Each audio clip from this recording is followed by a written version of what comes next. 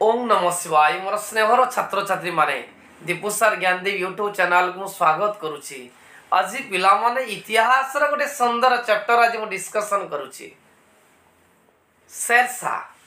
शेरशाह जे कि जने प्रसिद्ध राजा थिले एवं जियांको शासन बलिष्ठ शासन एवं मध्य देखिबा को मिले एवं मध्ययुगीय भारत इतिहास रे शेरशाह जने उच्च कोटीर शासक बलशाली शासक हिसाब रे तांको नाम प्रसिद्ध रही। ए शेरशाह विषय रे पाखापाखि विभिन्न कॉम्पिटिटिव एग्जाम रे बहुत क्वेश्चन गुड़ी आसी थाए। तत्सहित आमर इलेक्टिव इतिहास रो इलेक्टिव एवं ऑनर्स पिला मानकर मध्य शेरशाह विषय रही। तेणु सबु दृष्टि लक्ष्य रखी मु आज भिडियोटी उपस्थापन करुछि जेपरी प्रत्येक पिला माने यार उपकृत पाई परिबे। आगे छ प्रथम डिस्कशन करबा शेरशाह बाल्य जीवनी एवं तांको राज्य जो शेरशाह को अंचल राज्य करथिले। तापर द्वितीय क्वेश्चन मु डिस्कशन करबी शेरशाह बलिष्ठ शासन। पिला मन देखो शेरशाह बाल्य जीवनी राज्य जो पिला मन मनताओ शेरशाह जने श्रेष्ठ शासक थिले। मध्ययुगीय भारत श्रेष्ठ नरपति मानक मध्य एक विशिष्ट स्थान अधिकार करथिले। से थिले सूर्यवंशी अफगान। तांको पिता थिले हासन का बिहार अंतर्गत सासाराम रो जागीरदार थिले एवं बाल्यकाल तांको नाम फरीद। फरीद मातृहीन थिले और विवादांको ताड़ना सह्य करि न पारि 15 वर्ष बयस रे जैनपुर पलायन करथिले एवं परवर्ती अवस्था रे बापांको जागीर मध्ये दायित्व नैथिले एवं बिहार सुल्तान बहार खां लोहिनी तांको शेर खां उपाधि रे भूषित करथिले। कारण शेरशाह जने ज्ञानी पंडित एवं आरबी एवं पारसी भाषा रे उच्च शिक्षित हासिल करथिले एवं शासन संबंधी ज्ञान तांको पाखरे बहुत थिला। एवं परवर्ती अवस्था रे शेरशाह बिहार रो सर्वसर्वा आइथिले एवं कोनोसी नूतन उपाधि रे निजो घोषित कराय नथिले एवं परवर्ती अवस्था रे से विभिन्न दुर्ग अधिकार करथिले। सेतबळे मोगल शासक थिले हुमायूं। हुमायूं पिला माने जानिथिबो जे बाबरंको पुत्र थिले हुमायूं। 1531 ख्रीष्टाब्द रे हुमायूं चुनार दुर्ग अवरोध करथिले। शेर खां यथेष्ट शक्तिशाली थिले हेइ नथिले तने हुमायूं को बसता स्वीकार करले। जेतो सुल्तान ने शेरशाह चालाक थिले तने सेतबळे हुमायूं शक्तिशाली थिले। से समय से कोन कले ना बसता स्वीकार कले। जनवरी 32 ख्रीष्टाब्द रे संधि अनुसार हुमायूं शेर खां को चुनार दुर्ग फेराई दे गुजरात रो सुल्तान बहादुर शाह को विरुद्ध रे युद्ध अभियान पई आग्रा अभिमुखे प्रत्यावर्तन करथिले। इतिमध्ये जलाल खां और तांकर आत्मीय माने शेरशाह को प्रतिरोध रे इच्छापूर्ण होई बंगलार सुल्तान महमूद शाह को भिक्षा कले। सुल्तान महमूद शाह मध्य शेरशाह को जो क्षमता वृद्धि हला क्याडे तांको राज्य रे विपद हबो सेति पई से कोन कले ना को सहित मिलित होई युद्ध कले। को स्थान युद्ध कले ना सूरजगढ़ नामक स्थान युद्ध कले। 1534 रे बिहार बंगर जो सम्मिलित अफगान बाहिनी को सूरजगढ़ युद्ध रे परास्त कले शेर खां। फल रे तांकर साम्राज्य रे बढ़ी जाइतिला। बिहार बंग मध्य से अधिकार कले एवं सेउटू अनेक हस्ती धन संपत्ति गोला बारूद पाइतिले। तापरे शेरशाह कोन कले बंग आक्रमण कले। सेतबळे हुमायूं गुजरात रो बहादुर शाह सहित युद्ध चालिचंती। शेर खां बंगला राजधानी गौड़ पर्यंत अग्रसर हेले एवं बंगलार सुल्तान महमूद शाह को विरुद्ध रे चीन मुरा स्थित पोर्तुगीज मानक साहाय्य भिक्षा कले। पोर्तुगीज मानकर कौन साहाय्य न पाई परिसर शेर खां 13 लाख टंका परिमाणर सोना प्रदान करी संधि हेले। किंतु शेर खां बंगला को निजर साम्राज्य करिया को चिंता करिथिले। पुनर्बार पुणी 1537 रे आक्रमण कले। सेतबळे सुल्तान महमूद शाह गौड़ दुर्ग रे आश्रय नेबा को बाध्य हेले। शेर खां मध्य गौड़ अधिकार करिथिले। एही परि भाव रे बंग आक्रमण करी अधिकरु अधिक अंचल शेरशाह निज साम्राज्य अंतर्भुक्त करथिले। तापर छुआ हुमायूं सहित संघर्ष इतिहास प्रसिद्ध। जो बंगला की यात्रा कर 1500 गौड़े पहुंचले शेर खां हुमायूं को प्रतिरोध नक अधिक धन संपत्ति सह रटास दुर्ग को चली हुमायूं गौड़ अधिकार कर 9 मास अवस्थापन कर आमद प्रमोद दिन अतिवाहित कले। यही समय शेर खां बनारस जौनपुर आदि अंचल अधिकार कर कौनज पर्यंत अंचल लुंठन करते। हुमायूं यह संवाद पाई पुणी आग्रा अभिमुखे यात्रा कले। या पूर्व शेर खां हुमायूं को सम्मुखीन होगा दृढ़ संकल्प करते। 1539 ख्रीष्टाब्द जून मासरे चौसा ठारे सी हुमायूं को परास्त करते। माने पृथ्वी प्रसिद्ध छुआ चौसा युद्ध हुमायूं शेरशाह मध्य 1539 मोगल सैन्यबाहिनी विपर्जय सम्मुखीन होगा संगे से हुमायूं भाग्यर भी विपर्जय से जीवन रक्षा गंगा नदी को डेई पड़ी निजाम नामक जड़े पाणीबाग सहित जीवन रक्षा कले। बहु संख्यार मोगल सैन्य शेर खां द्वारा बंदी होते। चौसा युद्ध में शेर खां निज मोहनीयता प्रतिपादन कर कारण मोगल नारी मान प्रति कौन प्रकार असद व्यवहार प्रदर्शन करा। चौसा युद्ध में जयलाभ कर शेर खां निजको शेरशाह उपाधि भूषित कर राजा बोली घोषणा करते। नाम नूतन मुद्रा प्रचलन करा।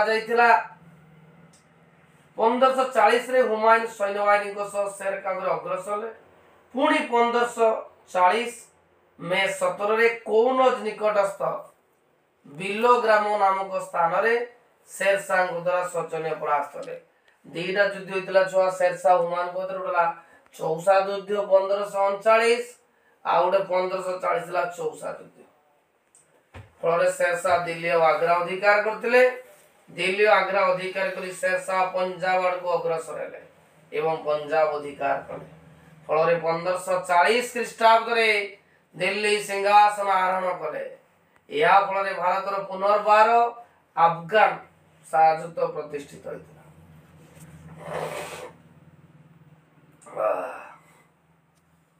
नेक्स्ट शेरशाह राज्य जो देखिए छुआ साधारणतः शेरशाह बंगला मध्य अधिकार करथिले। बंगलार मुलाखा नामक जड़े व्यक्ति उज्जयिनी सिंगापुर मांडू आदि अंचल अधिकार करी मालव स्वाधीन शासन घोषणा करथिले। तांको से समय शेरशाह तांको आक्रमण करथिले एवं शेरशाह मालव को निजर साम्राज्यभुक्त करथिले। परवर्ती अवस्था शेरशाह रायसीन मध्य अंचल को अधिकार कले। सेठी राजा थिले शिलहांदी को पुत्र राय पूर्ण मल्ल तांको परास्त करी तांको अंचल अधिकार करले। से परि शेर खां मध्य मुल्तान और सिंधु प्रदेश अधिकार करते। शेरशाह मध्य मारवार राजस्थान को शक्तिशाली राज्य थिला। या राजा थिले राणा राव गंगाजी पुत्र मालदेव थिले जड़े विचक्षण दुरुद शासक तांको मध्य युद्ध रे परास्त करथिले एवं विभिन्न अंचल अधिकार करी तांको साम्राज्य वृद्धि करथिले। परवर्ती अवस्था राव मालदेव क्षमता प्रभाव वृद्धि होगा फल शेरशाह शंकित हेले एवं 1540 ख्रीष्टाब्द जोधपुर आगमन समय हुमायूं को निमंत्रण करथिले। तांकर उद्देश्य थिला हुमायूं को से मिलित भाव में शेरशाह युद्ध घोषणा करिवे। किंतु हुमायूं विभिन्न समस्यार सम्मुखीन ठीक समय मालव परिमग्न करी परिनथिले। अन्य पर शेरशाह मालदेव को संपूर्ण रूपे परास्त करने चिंता कले एवं 1547 ख्रीष्टाब्द अगस्त मास मारवार सीमांत सैन्य निर्देश देले। 1544 शेरशाह मारवार युद्ध घोषणा करी मालव को निज साम्राज्यभुक्त करथिले। कालिंजर पिला मनता शेरशाह कालिंजर राजा जीराज सिंह विरुद्ध युद्ध घोषणा कले एवं फल परवर्ती अवस्था कालिंजर को निज अधिकार को आनी। यह थिला शेरशाह विशाल साम्राज्य। आउ तो रिपीट कर दूची। शेरशाह बंग अधिकार करथिले। शेरशाह हुमायून को परास्त कर आग्रा दिल्ली अधिकार करते। शेरशाह बंगला को मध्य परास्त कर निज अधिकार करते। मालव को निज शासनाभुक्त करते। रावसिन को मध्य अधिकार करते। मुल्तान सिंधु मध्य अधिकार करते एवं मारवार मध्य अधिकार करते। शेषे कालिंजर मध्य अधिकार करते। एबे पिलामान जीवा परीक्षा सबुल आसे शेरशाह शासन पद्धति विषय आलोचना कर बा शेरशाह को एक कृति शासक भाव कहीं प्रतिपादन करा जाए बा give an account of the administration of Sher Shah. पिलामान मन रखता जे मोगल बादशाह हुमायून पराजय आनी शेरशाह भारत रे अफगान साम्राज्य प्रतिष्ठा करने दिगरे जेते गौरव अर्जन करिसंती ताठारु अधिक गौरव अर्जन करिसंती एक मार्जित शासन पद्धति प्रचलन। सबले जो परीक्षा क्वेश्चन आसते मात्र 5 वर्ष थिला तांकर राजत्व। ए अल्प समय मध्य से उन्नत शासन पद्धति प्रचलन करने दिगरे तांकर पदक्षेप तांको इतिहास पृष्ठरे अविस्मरणीय करी रखिछि। प्रथम शासन व्यवस्था सुल्तान को शासन को प्रथम केंद्र शासन रे विभक्त करथिले। शेरशाह थिले उभय एकछत्रवादी एवं प्रजामंगलकारी राजा। राजा थिले शासन व्यवस्थार सर्वमय कर्ता एवं समस्त शक्तिर केंद्र बिंदु। शासन विचार सामरिक विभाग थिले से मुख्य। तांकरे निर्देश रे सब परिचालन होतला। से आईन प्रणयन करुले कर निर्धारण करुले। युद्ध अशांति थिला तांकर मुख्य कार्य। से मध्य थिले साम्राज्यर सर्वोच्च न्यायाधीश। विभिन्न विभाग माने सुल्तान तो बा शासक तो एकोटिया राजा तो शासन करि परिबे नाही। सेति पय से विभिन्न पदवी सृष्टि करथिले एवं विभिन्न पदवी रे उच्च अभिज्ञता संपन्न लोक को नियुक्ति करथिले। तांकर 4टी मुख्य विभाग थिला। गोटे थिला दीवानी वाजरत, दीवानी आरित, दीवानी रसालत, दीवानी इंसा। से बोली पिला मन का दीवानी वजारत को राजस्व अर्थ देथिले। दीवानी ओरिजिन को सैन्य प्रतिरक्षा देथिले। दीवानी रसालत को वैदेशिक व्यापार देथिले। आ दीवानी इंसा को राज्यकीय घोषणा नाम दायित्व देथिले। से बोली शेरशाह तांकर प्रादेशिक शासन मध्य स्थानीय शासन थिला। से साम्राज्य को केतोटी प्रदेश रे विभक्त करिथिले बा केतोटी भाग रे विभक्त करिथिले। प्रत्येक प्रदेश को केतोटी सरकार बा जिला और प्रत्येक सरकार को केतोटी परगणा रे विभक्त करिथिले। आ तो चक देखो प्रत्येक प्रदेश को केतोटी सरकार बा जिला रे विभक्त कले। प्रत्येक सरकार को केतोटी परगणा रे विभक्त करथिले। परगणार दायित्व थिले सिकदार, मुंसिफ, अमीर। सेहीपरि सिकदार ई सिकदाइन प्रधान सिकदार थिले एवं मुंसिफ ई मुंसिफ प्रधान मुंसिफ थिले। एही परि भाव रे तांकर साम्राज्य बढ़ितिला आगु एवं प्रत्येक प्रदेश को केतोटी सरकार विभक्त कले। तापरे केतोटी सरकार को प्रगणा प्रगणार दायित्व पिला माने केतोटी ग्राम को नै गठित होइतिला। एही ग्राम थिला शेरशाहर शासन व्यवस्थार सर्वनिम्न संस्था। प्रत्येकटी ग्राम निज अंचल पंचायत द्वारा शासित होतला। एही पंचायत केते जन प्रभावशाली व्यक्ति को नै गठित होइतिला। प्रत्येक ग्राम रे जणे जणे शासन मुख्य रहितिले। सेमान को मुखिया बा प्रधान को आजाउतला।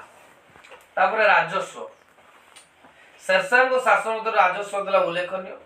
तांको संगरे 2 प्रकार राजस्व लिया जाउतला। गोटेला केंद्रीय आ गोटेला आंचलिक। भू राजस्व लवण विजिया आदि केंद्रीय राजस्व। परिवहन उत्पन्न द्रव्य एवडा सब होतला आंचलिक राजस्व। तापर देखो भू राजस्व शेरशाह प्रजा मान ठारू खजना मध्य आदाय करथुले एवं शेरशाह भू राजस्व निर्धारण करने पई साम्राज्यर समस्त भूमि को माप कराइथिले एवं पर्यायभुक्त करा जाय सडियो कर निर्धारण करा जाउथला। राजस्व कर्मचारी को शेरशाह निर्देश दे कहिथिले ସେମାନେ କର ଆଦାୟ କଲା बेले उदार मनोभाव घोषणा करेंगे एवं जन्मीर उत्पन्न शस्यर 1/3 कर आकार आदाय करा जाउथिला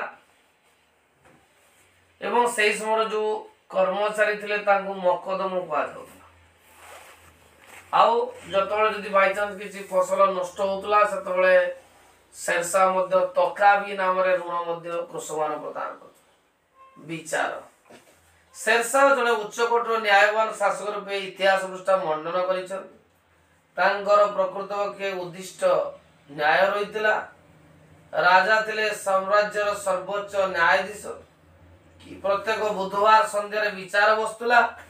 सरकारी स्तर रे मुख्य सिकदार और मुख्य मुंसिफ साधारणतः फौजदारी और देवानी मुकदमा विचार करथुले एवं ग्रामांचल मुखिया माने विचार करथुले।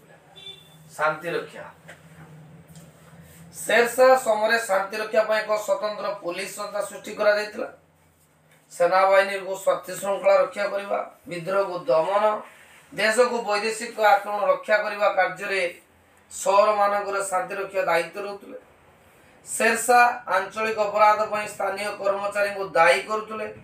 ग्रामर अपराध पर दायी मुखिया रही।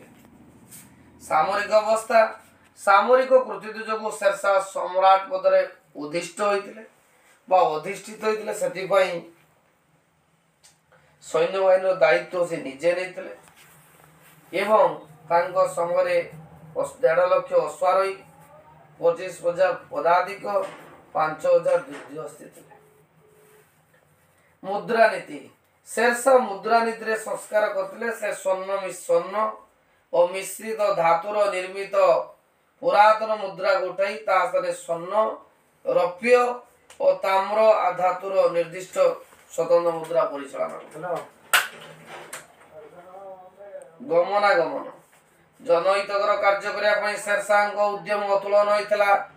राजधानी प्रधान स्थान गुड़ी को संयोग करने राजरास्ता निर्माण कराइतिला। ग्रांड ट्रक रोड मुख्य रोड थिला जे बांग्लादेश सोनारगांव पंजाब निर्मित होइतिला। आगरा बरहमपुर को संयोग करते राजपथ, आगरा जोधपुर चित्तरकनिक राजपथ ये बहुत कार्य शेरशाह करि जाइछन्ति। से रास्तार उभय पार्श्व गछ लगे पांथशाला निर्माण कर सहित विभिन्न कूप मस्जिद निर्माण कर। वाणिज्य व्यवसाय साम्राज्यर वाणिज्य व्यवसाय प्रसाद करने विभिन्न स्थान में वाणिज्य कर आदाय कर व्यवस्था उठाई देते। छड़ा व्यवसाय मान कि पहुंची पारे विक्रय कर गुरुत्व देते। निर्माण प्रति देखिए जदि शेरशाह सासाराम ठारे जो मस्जिद निर्माण करते सेटा इतिहास प्रसिद्ध। सेटा को इतिहास सर्वश्रेष्ठ निर्माण कृति कह